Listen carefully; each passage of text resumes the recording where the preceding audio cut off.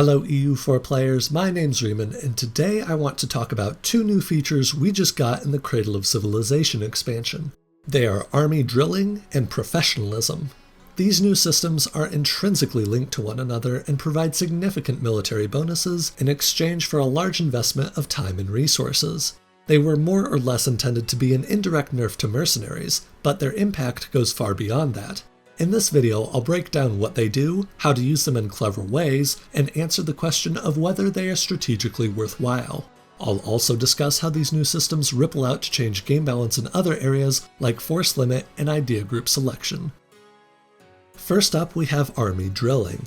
This is where you have your guys do basic training to increase their abilities. You can do this with any army that has a general assigned as long as they're in your territory. It can be done at peacetime, so it's a way for you to increase your combat effectiveness while you're waiting around. However, it does require you to pay full maintenance. You can drop the maintenance slider and the game will automatically pay for only your troops that are drilling. Also, it can only be done with regulars, i.e. not mercenaries. As your troops drill, they will slowly fill up a bar that, when maxed out, makes them deal 10% more damage and take 10% less damage. To put that in perspective, it's approximately equivalent to getting a 10% boost to discipline, so it is pretty substantial. Units gain a base of 10% drill per year or 0.83 per month. It decays at a rate of 0.2 per month, and is also reduced when the unit takes damage from attrition or battle and has to reinforce. The decay of 0.2 is a flat rate that will happen no matter how much drilling the unit has, but on the other hand, the reduction from reinforcement is asymptotic. If a full regiment with 100 drill loses half its men, it will be at 50 drill when it reinforces. But if a full regiment with 50 drill loses half its men, it will be at 25 drill when it reinforces. Furthermore, when generals drill armies, they have a chance to gain an extra pip, with the chance being scaled to what percent of the force limit they are drilling.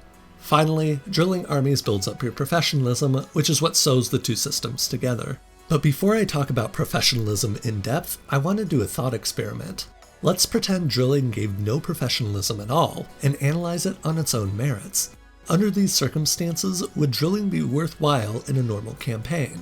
The answer is, not really. A lot of times I see players treating army quality as an end of itself, but in a game where the goal is to expand, a better way to look at an interaction is to see it as a trade-off of one type of resources for another. In the case of drilling, you're buying slightly better military abilities with money and time. The problem with what you get is it's extraordinarily ephemeral. Casualties are exceptionally high in this game. Even in battles you win handily, your center regiments can take a beating.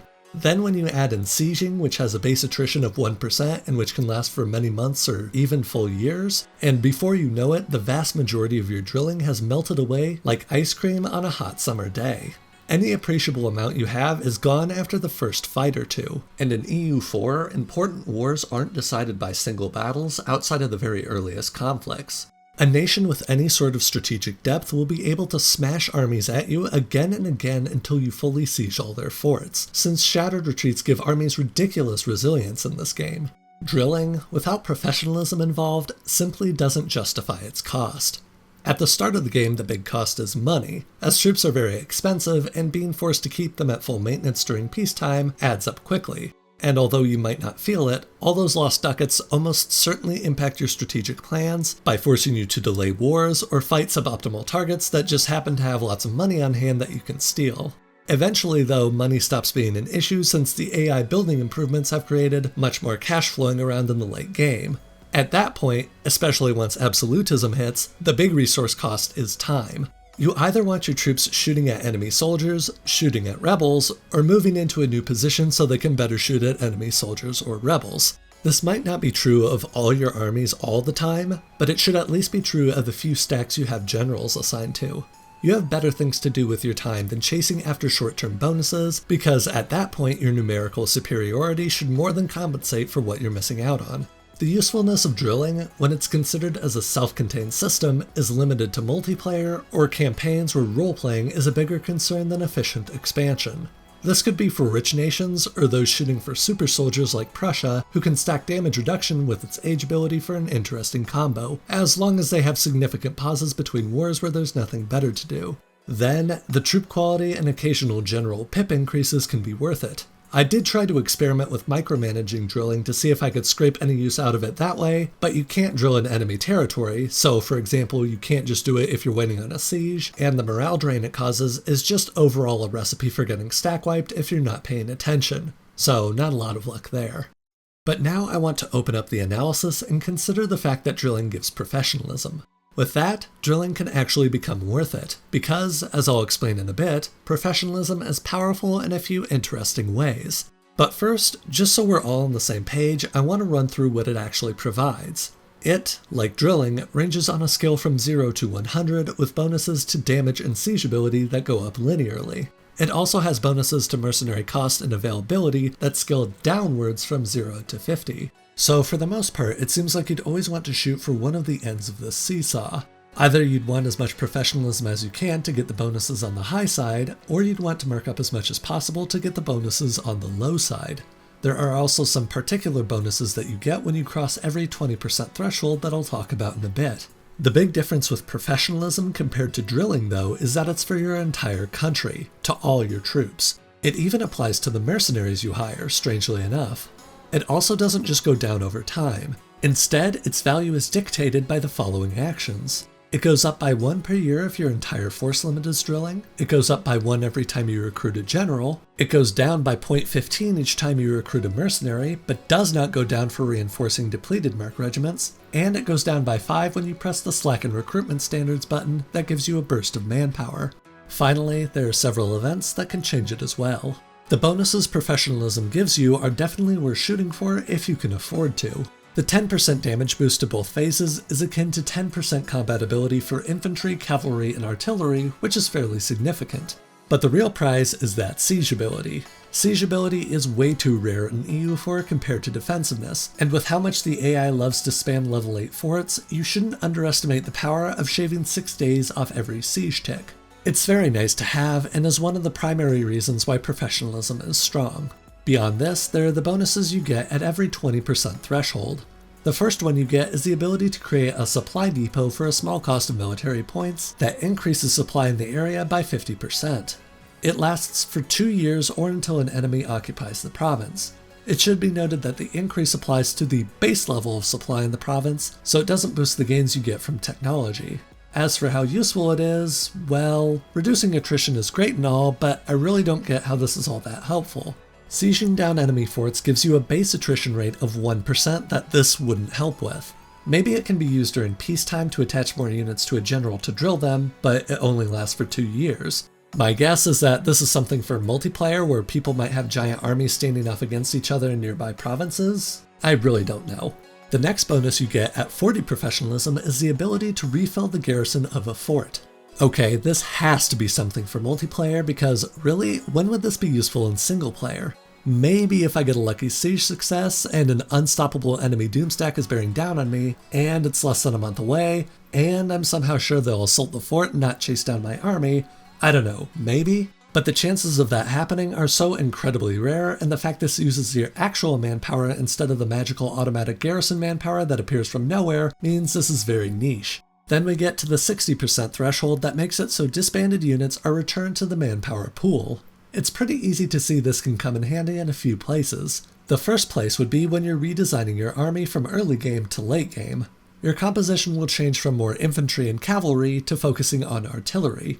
Before, you'd lose about half your manpower stockpile by doing this, but now you can retrain some of your erstwhile cannon fodder infantry into actual cannons. It's also useful if you integrate vassals. They usually have some really weird army template that can be atrociously unbalanced, but now you can simply delete it and use the men to make proper armies. It can also be used for ships, since this power applies to sailors as well.